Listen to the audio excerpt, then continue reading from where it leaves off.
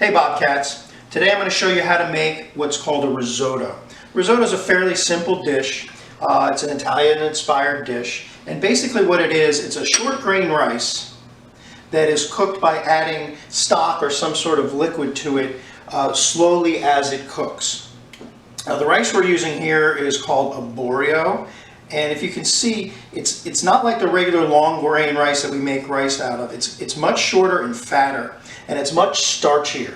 In order to make a risotto, you need to use a short grain rice like this. You don't have to use arborio specifically, but you do need to use a short grain rice. Because what happens is as the rice cooks, those starches release, and we end up sort of making a sauce for our rice. So we're actually going to make an asparagus risotto today. So I have a half cup of my arborio rice. I've got a quarter cup of shallots. I've got 1 whole cup of asparagus that's been just cut up small. I've got some freshly grated Parmesan or Reggiano, Italian imported Parmesan cheese. And remember, this is a very simple dish with real basic ingredients, so we really want to use good ingredients in this recipe. All right, so I am using a nice imported Italian Parmesan cheese that I did just grate. I've got my extra virgin olive oil, and I've got some fresh ground pepper, and I've also got just a little bit of salt here in case we need it. We may not need any salt at all. All right, so I've got a hot pan and I've got about 3 cups of chicken stock. Now when you're cooking risotto, it takes a lot of chicken stock, and it's going to be in a proportion of about 1 to 4. So I've got a half cup of rice. I'm going to need at least 2 cups of stock. And then we add that stock slowly as we go. So first thing I'm going to do, I've got my hot pan here. I'm going to add some olive oil, about a tablespoon of olive oil. I'm going to put my shallots right in there. Get those sizzling up. We don't really want to brown them. We just want to cook them till they're translucent and we can kind of see through them.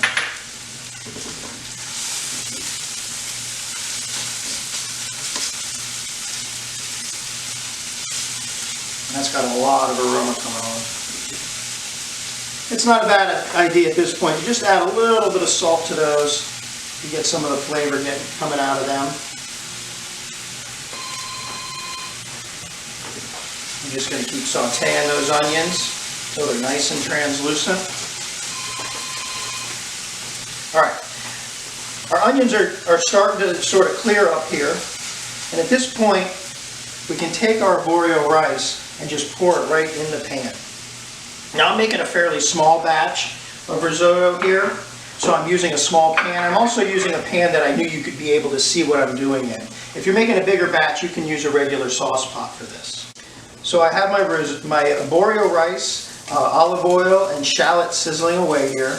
And we want to let this get good and hot, so I'm going to turn my burner up, maybe not all the way, but about 3/4 of the way. We want this to really start to get very hot. What happens here is the rice grains absorb a ton of heat, and that way when we add our chicken stock, it's going to come to a simmer almost immediately or within a few seconds. You want to keep your chicken stock just below simmer, so it's steaming nicely, but it's not actually bubbling. We don't want to lose a whole bunch of moisture just letting it sort of boil away there. All right, so I've got a little brown on my shallots, and the rice is nice and hot. I'm going to start adding my stock now.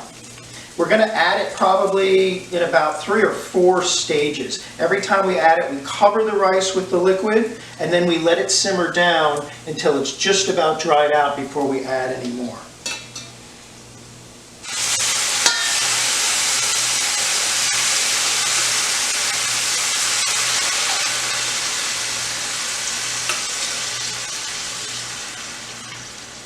Go, and see it came to a simmer just about immediately because of all that heat that's held up in the rice grains.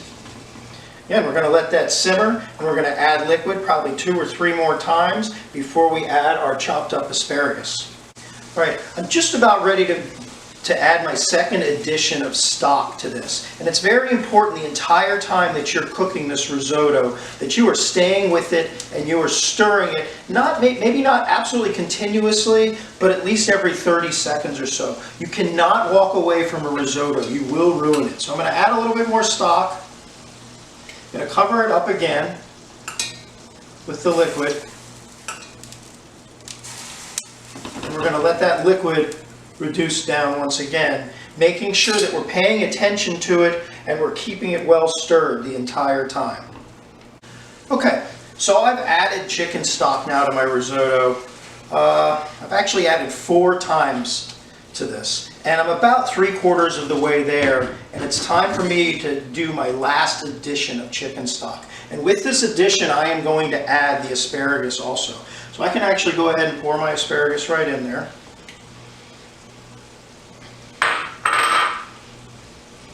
And I'm going to stir that around. And you'll notice that the risotto has puffed up a bit. It's absolutely softer now. It's not quite ready to eat. We don't want to cook it till it's mush. We still want it to have a little bit of chew to it. And the stock that is reduced down is also thickened up quite a bit from the starch of the risotto. So we're going to let this simmer a few more minutes, and then we'll be ready to add our cheese and season it up to plate. All right, our rice is just about tender enough to eat now. It's still got a little bit of a feel to the tooth. That's what's really important. We don't want to cook up mush here. It's got a nice flavor from the chicken stock. It's really important that whatever liquid you're using, whether you're using chicken stock or vegetable stock or a mushroom stock, it's important that that liquid is flavorful but not super salty, because it really does reduce down. Now, a risotto should be still a little bit liquidy and sort of should fall onto the plate. We don't want it to be all clumped up, and we also don't want it to be very soupy. And we're almost there with what we have. The cheese is going to thicken it up a little bit right at the end. So I think we can put that in now. I've got about 1/4 cup of that fresh grated Parmesan. I'm just going to put that right in. And work that around. You'll see that starts to thicken. I'm actually going to turn my burner off altogether now, because we got enough residual heat on the stove and in the pan for this. I might add just a little bit of fresh ground pepper. And at this point I can taste it for salt, but I got a feeling I'm not really going to have to add any salt to this. The chicken stock was a little bit salty, and that cheese is quite salty. But we'll give it a little taste just for salt.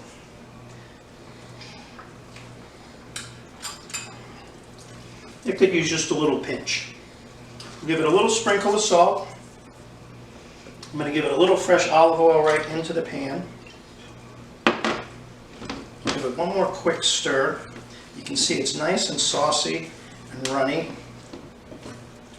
This is really the consistency a risotto should be coming out of the pan, because it is going to thicken up as it sits. So if you let it cool for 5 minutes, it's going to thicken up quite a bit. We can go right and put this into a bowl.